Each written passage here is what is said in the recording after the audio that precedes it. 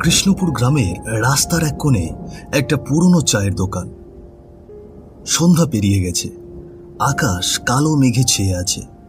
রাস্তাঘাটে লোকজন তেমন একটা দেখা যাচ্ছে না। সন্ধ্যা নামতেই যেন সবাই ঘরে ঢুকে কপাট বন্ধ করে দিয়েছে।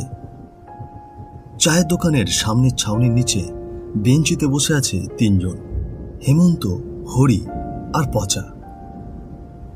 ভেতরের উনুনের পাশে বিশু চাওয়ালা কাঠ কয়লার আগুনে কেটলি বসিয়ে চা ফোটাচ্ছে। ধোঁয়া টকবক করে উঠছে কেটলির মুখ দিয়ে। ঠিক তখনই কার্তিক খুঁড়ো লণ্ঠন হাতে তাড়াহুড়ো করে হাঁপাতে হাঁপাতে এসে বসলেন তাদের পাশে। ওরে বিশু, দে রে, আমাদের সবাইকে চাটা দে। চা খাওয়ার জন্য এলুম রে। দেখছিস তো আকাশটা কেমন মেঘেছে আছে, কখন যেন মুষলধারে বৃষ্টি নামবে। আজ আবার ছাতাটাও আনতে ভুলে গেছি। তুমি আবার ছাতা ছাড়া বের হয়েছো খুড়ো? আকাশের যা পরিস্থিতি দেখে তো মনে হচ্ছে বৃষ্টি এখনই নামবে। আরে বৃষ্টি তো এখনই নামলে মনে হচ্ছে। ওরে বিশু, দে রে, জলদি চা দে। চা খেয়ে এখনই আবার বাড়ি ফিরতে হবে রে। ঠিক তখনই আচমকা গর্জন করে উঠল আকাশ। মুহূর্তেই টিনের ছাউনিতে ঝমঝম করে বৃষ্টি পড়তে শুরু করলো, একেবারে মুষলধারে। দোকানের সামনে জল জমে গেল চোখের পলকে। এই রে, যা ভেবেছিলাম ঠিক তাই হলো। দে দে, চাটা তাড়াতাড়ি দে, কে বাড়ি ফিরবো। ওগুলো এত তাড়াহুড়ো করছেন কেন? হ্যাঁ, দেখছেন তো বৃষ্টি নেমেছে, ছাতাও তো সঙ্গে আনেননি। কেমন এখন বাড়ি ফিরবেন? হ্যাঁ, আরে থাকুন না বসে, আমাদের সঙ্গে কিছুক্ষণ গল্প গুজব করুন না। বিশু চাওয়ালা উনুনের উপর থেকে কেটলিটা নামিয়ে চা ঢেলে নিল কাপে। কাপগুলো থেকে ধোঁয়া উঠছে, যেন বৃষ্টির সঙ্গে পাল্লা দিচ্ছে কাপ থেকে ওঠা গরম ধোঁয়া। সে একে একে চায়ের কাপগুলো তাদের হাতে দিল। এই নিন খুড়া, আগে চা খান। বৃষ্টি থামলে তবেই বাড়ি যাবেন। যতক্ষণ বৃষ্টি না ছাড়ে ততক্ষণ বসে আড্ডা দিন।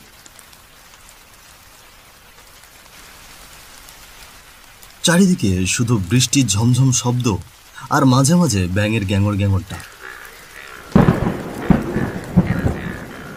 ও খুড়ো, শুনলুম আমাদের গ্রামে আবার নাকি কিছু একটা ঘটেছে। আজকাল কত কিছুই কানাঘুষো শুনছি। আরে এই বয়সে মানুষ কি চায় বল দেখি? একটু শান্তি আর একটু ভাত ঘুম। কিন্তু হরেন বুড়ো তো অন্য পথে হাঁটলো রে।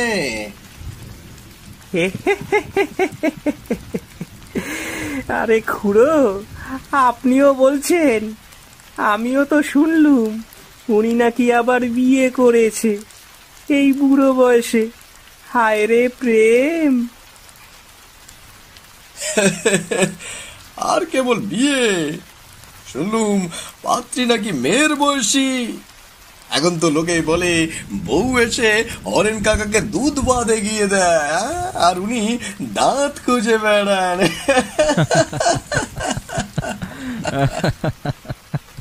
চারজনে হো হো করে হেসে ওঠে। চায়ের দোকানে হাসির রোল পড়ে যায়। বৃষ্টির মধ্যে এমন প্রাণখোলা আড্ডা গ্রামের একঘেয়ে জীবনে যেন এক টুকরো রং নিয়ে আসে। ঠিক তখনই হঠাৎ দূর থেকে একটা বিকট শব্দে হর্ন বাজে পোঁপো করে। এত রাতে কে এলো রে? মনে তো হচ্ছে বড় গাড়ির হর্ন। বৃষ্টির ভেতর দিয়ে আস্তে আস্তে হেডলাইটের আলো ফুটে উঠল। দোকানের ঠিক সামনে কাদা রাস্তার ধারে এসে দাঁড়ালো। গাড়ির সামনের কাঁচে বৃষ্টির জল গড়িয়ে পড়ছে। গাড়ির হেডলাইটের আলোয় দেখা যাচ্ছে গাড়ির দরজা খুলে নেমে এলো দুজন লোক। একজন মাঝবয়সী, পরনে শার্ট প্যান্ট, আর একজন অল্প বয়স্ক তরুণ। দুজনেই দ্রুত পা ফেলে দোকানের ছাউনির নিচে এসে দাঁড়ালো। কার্তিক খুঁড়ো চোখ কুঁচকে তাদের দিকে তাকিয়ে বললেন, তুমি তুমি কি শুভাশিস, আমাদের মোড়ল মশাইয়ের ছেলে? হ্যাঁ কাকাবাবু, আমি শুভাশিস। তবে কি গো, এতদিন পরে গায়ে এই বৃষ্টির মধ্যে, সেই সঙ্গে লাশবাহী গাড়ি, গাড়িতে কে আছে গো? গাড়িতে আমার বাবা, আপনাদের মোড়ল মশাই। হঠাৎ স্ট্রোকে মারা গেছেন। মা মারা যাওয়ার পর আমার চাকরি হলো। তারপর বাবাকে নিয়ে কলকাতায় চলে গেলাম। সেই থেকে আর ফেরা হয়নি। কিন্তু আজ বাবার ইচ্ছে পূরণের জন্য আবার ফেরাই গ্রামে। তার শেষ ইচ্ছা ছিল এই গ্রামে পুরনো বড় শ্মশানে যেন তার সৎকার হয়। সেই কারণেই এসেছি কাকাবাবু। অনুরোধ আপনাদের কাছে, আমাকে একটু সাহায্য করুন। শুভাশিসের কথাগুলো শেষ হতেই যেন আকাশটা এক মুহূর্তে আরো কালো হয়ে উঠল। হঠাৎ বিজলি চমকালো, তারপরে আকাশ ফেটে পড়ল বজ্রধ্বনিতে। একসঙ্গে অনেকগুলো কুকুর ডাকছে, যেন কোথাও কোনো অঘটনের গন্ধ পেয়ে তারা অস্থির হয়ে উঠেছে। বৃষ্টির ফোঁটা যেন এক মুহূর্তে ভারী হয়ে এলো। চারপাশটা নিস্তব্ধ, শুধু কাঁপতে থাকা গাছের পাতার ফাঁক দিয়ে সেই বিকট শব্দে ঝোড়ো হাওয়া বইছে। কেউ কিচ্ছু বলল না, কেউ চুমুকও দিল না চায়ে। চায়ের কাপের ধোঁয়া হঠাৎ যেন হিম হয়ে গেল। এ কি বলছো বাবা? তোমার মাথা ঠিক আছে তো? তোমারও তো না জানার কথা নয় ওই শ্মশান সম্পর্কে। কাকাবাবু প্লিজ, আমি জানি আজকের রাত সহজ না, কিন্তু বাবার শেষ ইচ্ছে পূরণ না করে আমি ফিরে যেতে পারবো না। একবার শুধু চলুন আমার সঙ্গে এই বড় শ্মশানে। চারিদিকে কুয়াশার মতো বৃষ্টির জল ছড়িয়ে পড়ছে। দূরে বট গাছের পাশে দাঁড়িয়ে থাকা শ্মশান পথ, সেই পথের দিকে যেন চারজন তাকিয়ে রইল কিছুক্ষণ। চারপাশে প্রকৃতি থমকে গেছে, শুধু দূর থেকে শিয়ালের কান্না ভেসে আসছে। কেন জানি সবাই বুঝে ফেলল, এই রাত শুধু সৎকারের রাত না, এই রাত কিছু জানার রাত। কি বলছেন? বড় শ্মশানে এই রাতে? না না শুভাশিস, তুমি জানো না, ওই শ্মশান তো এখন পরিত্যক্ত। গত 15 বছর ধরে কেউ সেখানে যায় না। তোমার বাবাও তো জানতেন। বলেছিলেন ভয় নয়, ইচ্ছের মূল্য দিতে হবে। মৃত্যু মুখে যাওয়াটুকু তো আর আমি ফেলতে পারি না, তাই এসেছি।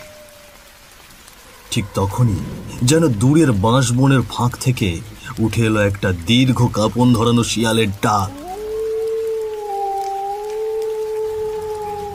আমি জানি কাকাবাবু, ওটা পরিত্যক্ত শ্মশান, কিন্তু আজ না হলে আর কখনোই হবে না। আমরা নিজেরা যদি ভয় পাই, তাহলে তো বাবার আত্মার কোনোদিনও শান্তি পাবে না। আপনাদের অনুরোধ করছি, চলুন আমার সঙ্গে। আজ রাতে আমাদের শ্মশানটাকে আবার জ্বালিয়ে তুলব। এক মুহূর্তের নীরবতা, তারপর কার্তিক খুঁড়ো ভেতর থেকে গভীর নিঃশ্বাস ফেলে বললেন, চল রে, বাপ মরার ইচ্ছে ফেলতে নেই। যদি কিছু ঘটে সেটা তখন দেখা যাবে। চল সবাই। চারজন টর্চ আর বাঁশের খুঁটি নিয়ে হাঁটা দিল ভিজে রাস্তা ধরে। বৃষ্টি তখন থেমে গেছে, কিন্তু গাছের পাতা থেকে ফোঁটা ফোঁটা জল পড়ছে টপ টপ করে। মাঝে মাঝে গাড়ির হেডলাইট ছায়া ফেলছে গাছের গায়ে, যেন সব গাছই আজ হঠাৎ করে চেয়ে আছে তাদের দিকে। দূর থেকে আবারও শোনা যায় শেয়ালের সেই কাঁপন ধরানো ডাক। মনে হচ্ছে তারা যেন বলছে, ফিরে যা, ফিরে যা। বট গাছের পাশে পুরনো এই শ্মশান। বহুদিন এই শ্মশানে কেউ না আসায় চারপাশে উঁচু উঁচু ঘাস জন্মে গেছে। পুরনো পোড়া কাঠ আর আগুনে ছাই মিশে গেছে কাদায়। লাশবাহী গাড়িটি শ্মশানে এসে দাঁড়ালো। তারপর তারা বেদির ওপর শুভাশিসের বাবার লাশ রাখল। চিতার কাঠগুলো জোগাড় করে সাজানো হলো। ভিজে কাঠ, তার উপর তেল ঢেলে আগুন ধরাতে গেল তারা। শুভাশিস, এখন দাও মুখে আগুন, অন্তত শেষ ইচ্ছেটুকু পূরণ হোক। মশাল নিয়ে শুভাশিস যখন আগুন ছোঁয়ালো, এক মুহূর্ত আগুন জ্বলে উঠল, তারপর নিভে গেল। ফোঁস করে ধোঁয়া উঠে গেল উপরের দিকে। আবার আগুন ধরানো হলো, আবার নিভে গেল। কাঠ ভিজে ঠিকই, কিন্তু লাশের গায়ে আগুনই যেন ছুঁল না। ঠিক সেই মুহূর্তে শ্মশানের পাশের দিক থেকে ভেসে এলো এক অদৃশ্য আওয়াজ। ওই চিতায় আগুন জ্বলবে না, তোমরা যতই চেষ্টা করো কিছুতেই আগুন জ্বালাতে পারবে না। চারজন এক লাফে পিছিয়ে গেল। কার্তিক খুনোর মুখ থেকে কাঁপা কাঁপা শব্দ বের হলো। বাতাসটা হঠাৎ ঠান্ডা হয়ে উঠল, যেন শরীরের লোমগুলো সব দাঁড়িয়ে গেল। এক মুহূর্তের নীরবতা। তারপর কালো ধোঁয়ার মধ্য থেকে একটা অবয়ব ধীরে ধীরে এগিয়ে আসছে। টর্চ লাইটের আলোয় সেই অবয়বের মুখ স্পষ্ট দেখা গেল। শরীর রক্তে মাখা, গলায় কাটা দাগ, সেই দিক থেকে রক্ত গড়িয়ে গড়িয়ে পড়ছে। চোখ দুটো জল জল করে জ্বলছে, যেন চোখের মধ্যে আগুন জ্বলছে। তুই তুই তো বিমল না? রঘুপতির ঘর থেকে টাকা গহনা চুরির অপবাদে গলায় দড়ি দিয়ে মরেছিলি না তুই? কিন্তু তুই এভাবে মানে এখন একই অবস্থা তোর? হ্যাঁ, আকাশটা তখন গুড়গুড় করে ডেকে উঠল। সবার ভেতরে কেমন জানি একটা কাঁপা ভয়। কেউ মুখে কিছু বলছে না। বিমলের আত্মা বিকট আওয়াজে গর্জে উঠে বলল, হ্যাঁ খুড়ো, আমি বিমল, কিন্তু আমি চুরি করিনি। মিথ্যে অপবাদ দিয়ে চোর বানিয়ে রাতারাতি মেরে ফেলে গলায় দড়ি লাগিয়ে বটগাছের মাথার সাথে টাঙিয়ে দিয়েছিল। আমার লাশটা পর্যন্ত পোড়াতে দেয়নি। আমাকে কেউ বিশ্বাসও করেনি, এমনকি আমার নিজের বাবাও না। আমার লাশ পড়েছিল নদীর ঘাটের পরে।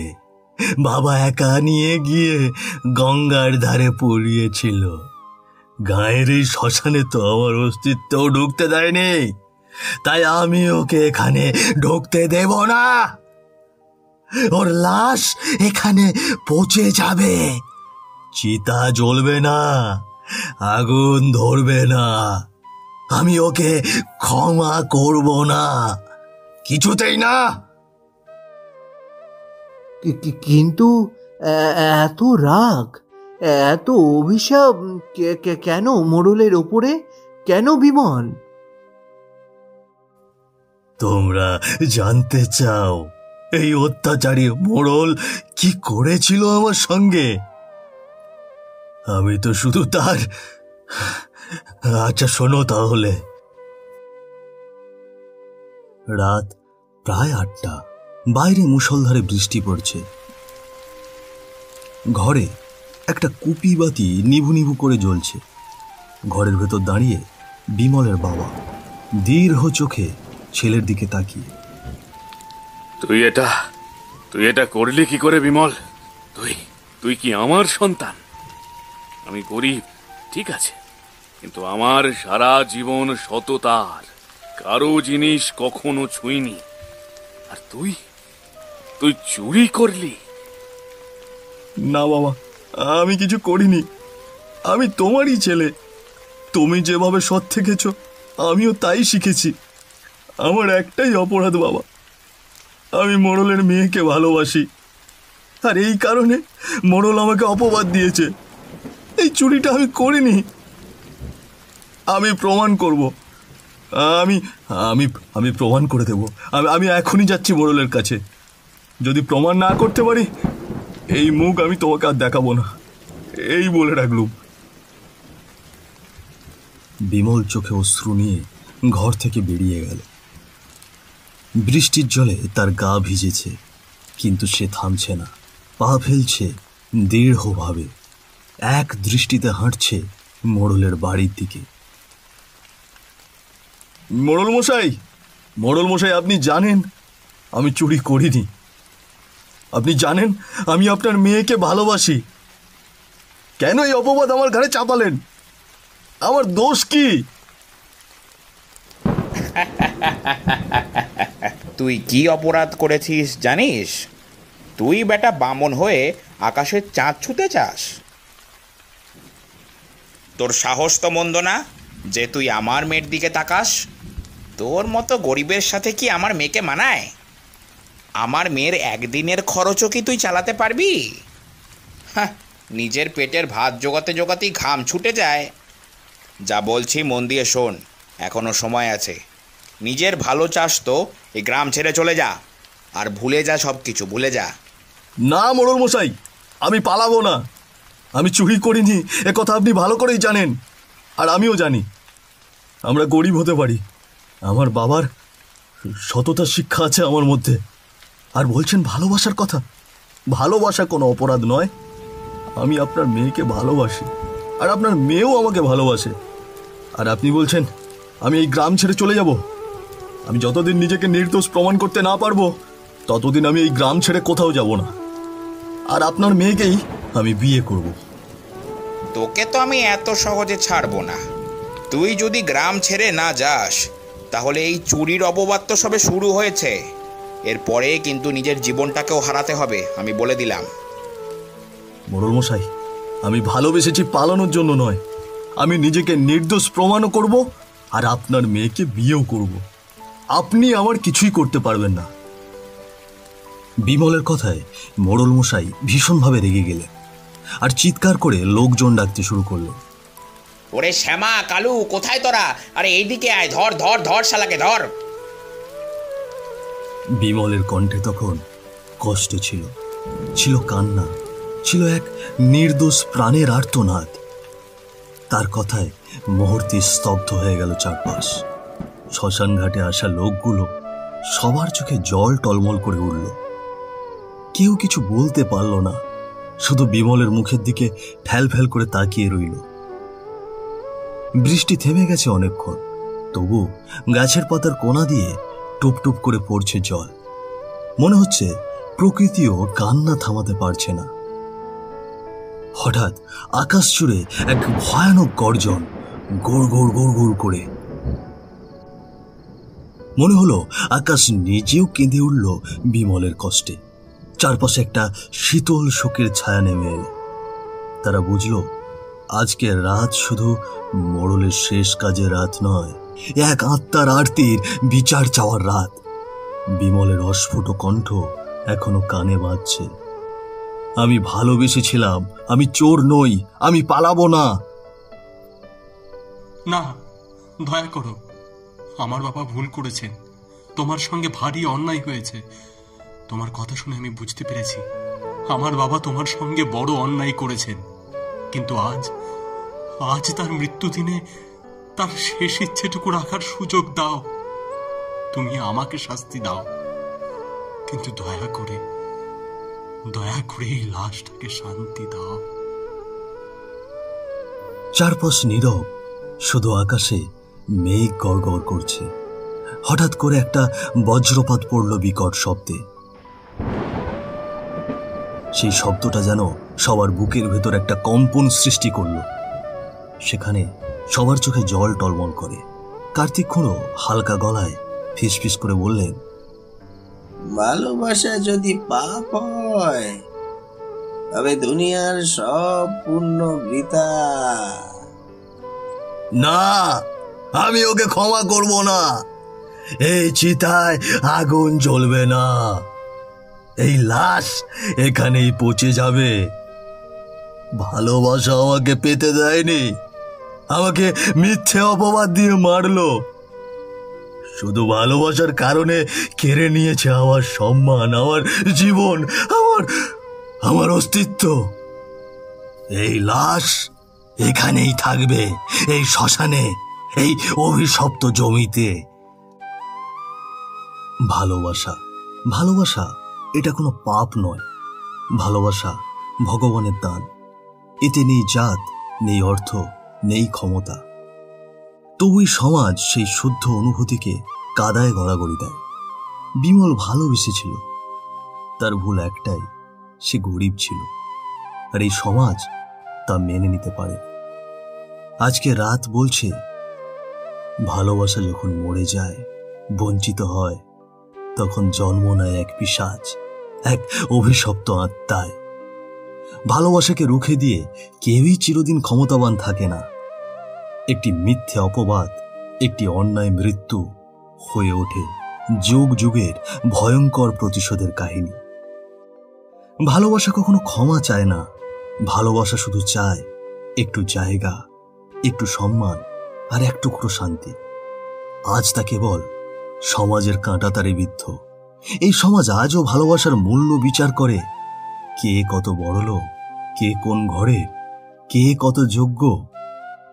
এই সমাজ অর্থ, দম্ভ আর সামাজিকতার মর্মে মেতে উঠেছে।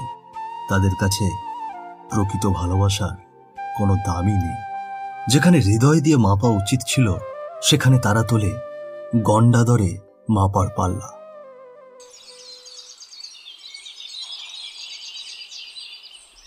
পৌষ মাসের প্রথম থেকেই প্রচণ্ড শীতে হাড়ে কাঁপন জাগায়। কুয়াশাচ্ছন্ন শীতের সকাল দেখার সৌভাগ্য সবার হয় না। ভোরের প্রচণ্ড শীতে বেশ কিছু বেলা পর্যন্ত ল্যাপের নিচে এসেই ঘুমোচ্ছিলাম। এমন সময় ফোনে কল এলো। কল রিসিভ করা মাত্র ফোনের ওপাশ থেকে মামার কণ্ঠ। হ্যালো মামা, কেমন আছো? হ্যাঁ রে, আমি অনেক ভালো আছি। তোর কি অবস্থা? এই তো আছি ভালোই। কাজটা যে এখন কিছুদিনের জন্য ছাড়তে হবে রে। মামার মুখে এমন কথাই আমি হকচকিয়ে গেলাম। বললাম, এমন কথা কেন বলছো মামা? কিছু হয়েছে? তা তো হয়েছে। তোর বোন অঞ্জলির বিয়ে ঠিক হয়েছে আগামী সপ্তাহে। তোকে তো আসতেই হবে। কি? অঞ্জলির বিয়ে ঠিক হয়েছে? ছেলে কেমন? ছেলে তো ভালো, বিদেশ থেকে পড়াশোনা শেষ করে এখন বড় ব্যবসা করে, অনেক সুনাম আছে। ছেলে অনেক ভালো, তাই আর কি আর দেরি করলাম না। অঞ্জলি রাজি? হ্যাঁ হ্যাঁ, রাজি রাজি। ও রাজি না হলে কি আর বিয়ে দিতে চাইতাম? আর ও আমার মেয়ে, আমার পছন্দই ওর পছন্দ। আমার পছন্দ সম্পর্কে তো তুই জানিসই। আচ্ছা মামা, আমি দেখছি কি করা যায়। নতুন ব্যবসা, বুঝতেই তো পারছো। মামা কিছু বলতেই যাবে, এর আগেই পাশ থেকে আমার মামাতো বোন অঞ্জলি ফোনটা নিয়ে আমাকে বলল, যেভাবে হোক ম্যানেজ করো ভাইয়া, আমার বিয়ের 1 সপ্তাহ আগে তোমায় আসতে হবে। আমি কোনো কারণ শুনবো না কিন্তু। আরে পাগলি বোন আমার, আমি তো অবশ্যই যাব, কিন্তু 1 সপ্তাহের জন্য থাকতে পারবো কিনা তা বলতে পারছি না। আমি কিছুই শুনতে চাই না, তোমাকে আসতেই হবে। অঞ্জলি এই বলে ফোনটা কেটে দিল। অমল, কই রে, একবার এদিকে আয় তো দেখি।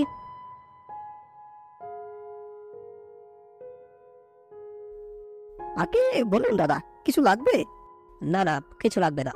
হিতেশ কোথায়? ওকে কোথাও দেখছি না যে। ও তো আমাদের জন্য দুপুরের খাবার আনতে গেছে। ও আচ্ছা, শোন, আজ আমার একটু আবার গ্রামে যেতে হবে। একটা জরুরি কাজ পড়ে গেছে বুঝলি। আমি একটু পরে বেরোবো, ফিরতে হয়তো 4-5 দিন মতো সময় লাগতে পারে। ততদিন তোরা এদিকটা একটু সামলে নিতে পারবি তো? আপনি কিছু চিন্তা করবেন না দাদা, আমরা ঠিক সামলে নেব। আচ্ছা ঠিক আছে, রাতে তাড়াতাড়ি হিসেব শেষ করে বাড়ি চলে যাস। হিতেশ হয়তো খাবার নিয়ে ফিরতে ফিরতে দেরি হতে পারে, এদিকে ট্রেনেরও সময় হয়ে এসেছে। আচ্ছা আমি চললাম। আমার মামা বাড়ি জয়দত্তপুর নামের ছোট্ট একটি গ্রামে, যা এখান থেকে অনেকটাই দূরে। মামা বলেছে যেন সন্ধ্যার আগেই পৌঁছে যায়। সকাল সকালই বেরোতে চেয়েছিলাম, কিন্তু সব কাজ গুছিয়ে বেরোতে গিয়ে একটু দেরি হয়ে গেল। তড়িঘড়ি করে একটা রিক্সা করে পৌঁছে গেলাম স্টেশনে। দেখি ট্রেন আগে ভাগে প্ল্যাটফর্মে দাঁড়িয়ে। তাড়াহুড়ো করে একটা টিকিট নিয়ে ট্রেনে উঠে পড়লাম। ঝকঝক শব্দে ট্রেন ছুটে চলল।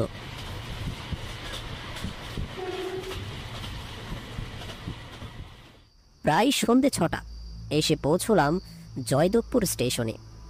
চারপাশটা মোটামুটি ফাঁকা, সবাই তাড়াহুড়ো করে ছুটছে যে যার গন্তব্যে।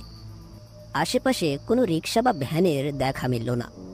স্টেশনের বাঁদিকে ছোট্ট একটি চায়ের দোকান। দোকানটির সামনে গিয়ে দোকানদারকে বললাম, আচ্ছা দাদা, আজ এখানে কোনো গাড়ি দেখতে পাচ্ছি না যে? অনেক ঠান্ডা পড়েছে, তাই হয়তো সবাই যে যার বাড়ি চলে গেছে।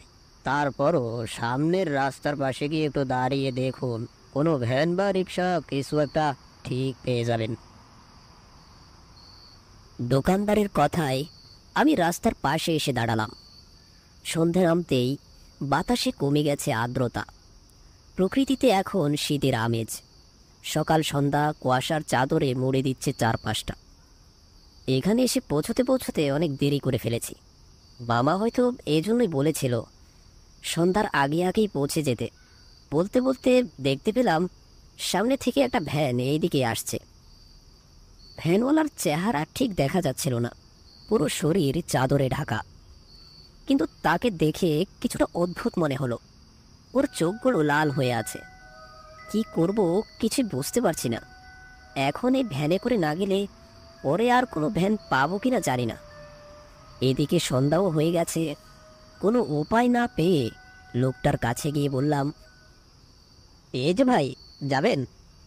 হ্যাঁ চলুন। আমি কিছুটা অবাক হলাম। যাবে ঠিক আছে, কিন্তু একবার জিজ্ঞেসও তো করলো না যে কোথায় যেতে চাইছি। বলছে আমি হালদার বাড়ি যাব। আমি জানি, উঠে পড়ুন। আপনি কিভাবে জানলেন? আমাকে গগন মিত্রবাবু পাঠিয়েছে আপনাকে নিতে। ও তাই বলুন, বাবা আপনাকে পাঠিয়েছে। তাই তো বলি, আমি কোথায় যাব তা আপনি কিভাবে জানলেন? উঠে পড়ুন। আমি উঠে পড়লাম। ভ্যানে উঠে বসতে না বসতেই মামার ফোন এলো।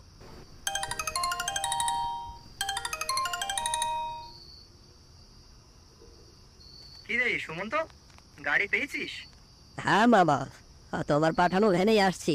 হ্যালো হ্যালো হ্যালো মামা, শুনতে পাচ্ছি না। চা কেটে গেল। গ্রামের এই এক সমস্যা, দু কথা বলতে না বলতে নেটওয়ার্ক থাকে না। যাক বাবা, এখন ভালোই ভালোই পৌঁছে যেতে পারলেই নিশ্চিন্ত। অনেক ক্লান্ত লাগছে। অনেকটা পথ গেলাম, কিন্তু আশেপাশে একটাও মানুষ নেই। মানুষ তো দূর, একটা প্রাণীও দেখতে পেলাম না। গ্রামে অনেকদিন ধরেই আসা হয় না। অনেকটা পথ চুপ করেই রইলাম। সময়ও কাটছে না, আর পৌঁছতেও কিছুটা সময় লাগবে। তাই ভ্যানওয়ালাকে জিজ্ঞেস করলাম, আপনার বাড়ি বুঝি এখানেই? উনি আমার কথার কোনো জবাব দিলেন না। আমি আবারও একই প্রশ্ন করলাম। এবারও উনি চুপ করেই থাকলেন। কিছুক্ষণ পর বললেন, হ্যাঁ আমি এখানেই থাকি। আপনার বাড়িতে কে কে আছেন? কেউ নেই, আমি একাই থাকি।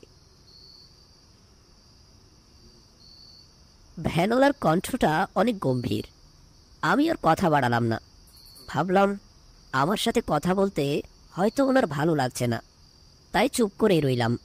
কিছুক্ষণ পর একটা ঘরের সামনে এসে গাড়ি থামলো। ভ্যানওয়ালা আমাকে বলল, আপনি ঘরে বসুন, আমি একটু পরে আসছি। আর হ্যাঁ, ভুল করেও ভ্যান থেকে নামবেন না।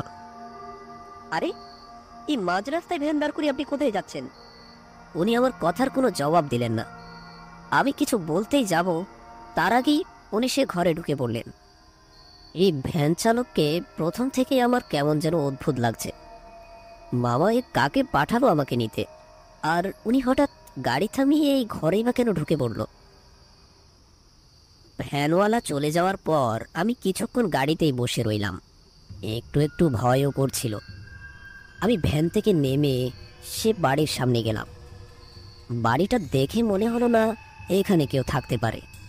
ভাবলাম হয়তো ভ্যানওয়ালাই এই বাড়িতে থাকে। তাই আমি দরজা খুলে সেই ঘরের ভেতরে প্রবেশ করলাম।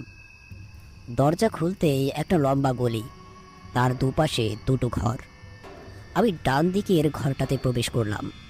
সেখানে একটা খাট ছাড়া আর তেমন কিছুই চোখে পড়ল না। কিছু একটা খটখট শব্দ পেয়ে আমি ঘাড় ফিরিয়ে উপরে তাকালাম। খেয়াল করলাম উপরের সিলিং ফ্যানটি নড়বড়ে অবস্থায় ঝুলছে, মনে হয় এখনই পড়বে। আমি দ্রুত সেখান থেকে সরে গেলাম। পরক্ষণেই ফ্যানটি খুলে পড়ল মাটিতে। আমি কিছুটা আতঙ্কিত হয়ে গেলাম। তারপর আমি বাঁদিকের ঘরটিতে ঢুকতেই যাব, তখনই সেখানে দেখতে পেলাম একজন মধ্যবয়স্কা মহিলা অসাড় হয়ে বিছানায় শুয়ে কাতরাচ্ছেন। তার অস্ফুট কণ্ঠে গোঙানির শব্দ স্পষ্ট শুনতে পাচ্ছিলাম। তার চোখের নিচে কালো দাগ থেকে বোঝাই যায় অনেকদিন থেকে বিছানায় পড়ে আছে। অস্পষ্ট কণ্ঠে কিছু একটা বলতে চেয়েও বলতে পারলেন না। চোখ দুটো ক্ষণিকের জন্য খুলেই আবার বুঝে এলো। তার পাশেই মলিন চেহারায় বসে আছে তার স্বামী, অর্থাৎ সেই ভ্যানওয়ালা। স্ত্রীর এমন দুরবস্থা দেখে তার চোখ বেয়ে এক ফোঁটা জল গড়িয়ে পড়ল মাটিতে। এমন এক আবেগঘন পরিস্থিতিতে পড়ে আমিও নির্বাক হয়ে গেলাম। লোকটি বলল, তোমার খুব কষ্ট হচ্ছে তাই না? তুমি কিছুটা চিন্তা করো না বউ, আমি তোমার কিচ্ছু হতে দেবো না। আমি এক্ষুনি দোকান থেকে ওষুধ নিয়ে আসছি। লোকটি কথা শেষ করে বেরিয়ে আসতেই আমাকে দেখে একটু অবাক হয়ে বলল, সে কি, আপনি এখানে? আসলে আমি এতক্ষণ গাড়িতেই ছিলাম, অনেকক্ষণ হয়ে গেল আপনি আসছিলেন না, তাই আর কি। আমায় মাফ করবেন। আচ্ছা চলুন, আমার একটু ওষুধ কেনার আছে। হ্যাঁ হ্যাঁ, চলুন চলুন। আমি তার সাথে গিয়ে ভ্যানে বসলাম। লোকটি ভ্যান চালাতে শুরু করলো। ঘড়িতে তখন রাত 8টা। গ্রামের পথে অন্ধকার আরও জমাট বাঁধতে শুরু করেছে। রাস্তার দুধারে ঝোপঝাড়, আর তারপর দূর বহুদূর অবধি খোলা তেপান্তরের মাঠ। দুপাশের ঝোপঝাড়ে একটানা ঝিঝির ডাক ভেসে যাচ্ছে বহুদূর। আমাদের ভ্যান তার আধমরা ল্যাম্পের আলো জেলে ছুটে চলেছে। চারপাশে নীরবতার ঘন কুয়াশা আমাদেরকে ঘিরে ধরেছে। আমাদের ভ্যান যেন আরও জোরে ছুটে চলেছে। আমি ওনাকে বললাম, শুনছেন, একটু আস্তে আস্তে চালান। আমার কিন্তু অনেক ভয় করছে দাদা। এমনিতেই হারিকেনের আলোয় তেমন কিছুই দেখা যাচ্ছে না, তার উপরে অন্ধকার রাত, বলা তো যায় না কখন কি বিপত্তি ঘটে। লোকটি আমার কথার কোনো তোয়াক্কা না করে আপন মনে উম্মাদের মতো ভ্যান ছুটিয়ে চলল। আমি একটু বিরক্ত হয়েই বললাম, আজব লোক তো মশাই আপনি। এতক্ষণ থেকে বলছি ভ্যানটা একটু আস্তে চালান, আস্তে চালান। আমার কোনো কথাই তো আপনি শুনছেন না। আমায় এখানে নামিয়ে দিন, আমি এখান থেকে নেমে হেঁটেই চলে যাব। আমার কথায় লোকটি পেছনে ফিরে তাকালো। একটা দমকা হাওয়ায় তার টুপি উড়ে গেল। অন্ধকারের মধ্যে তার মুখখানা দৃশ্যমান হতেই আমি দেখতে পেলাম তার মুখের এক অংশ থেতলানো, সেখান থেকে বেয়ে বেয়ে পড়ছে বাসি পচা রক্ত। এইসব দৃশ্য দেখে আমার ভেতরটা কেমন যেন কেঁপে কেঁপে উঠল। ভয়ে হাত পা ঠান্ডা হয়ে আসছে আমার। আমি চিৎকার করতে চাইলাম, কিন্তু আমার মুখ দিয়ে একটা শব্দও বেরোলো না। আমি পাথরের মতো বসে আছি ভ্যানের উপর। ভ্যান ছুটে চলেছে অনেক দ্রুত গতিতে। সামনে থেকে ঘন ঘন হর্ন বাজিয়ে একটা গাড়ি এদিকেই ধেয়ে আসছে। হেডলাইটের তীব্র আলোয় কিছুই ঠিক ঠাউর করতে পারলাম না। কিছু বুঝে ওঠার আগেই সে গাড়িটি সজোরে ধাক্কা দিল আমাদের ভ্যানে। ছিটকে পড়লাম রাস্তার এক ধারে।